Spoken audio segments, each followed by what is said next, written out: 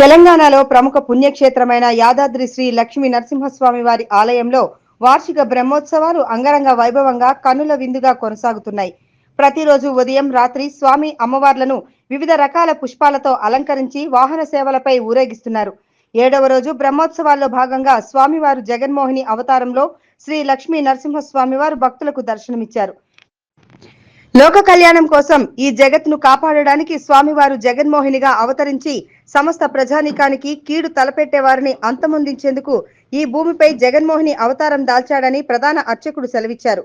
జగన్మోహిని అవతారంలో స్వామివారిని వజ్ర వైడూర్యాలు వివిధ రకాల పుష్పాలతో నయన మనోహరంగా అలంకరించారు. అర్చకులు, వేద పండితులు వేద మంత్రాలు, వేద పారాయణాలు, మంగళ వాయిద్యాల నడుమ అంగరంగ వైభవంగా పూజా కార్యక్రమాలు నిర్వహించారు.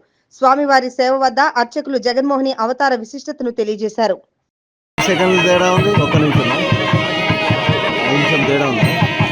ఎంత సెకండ్లు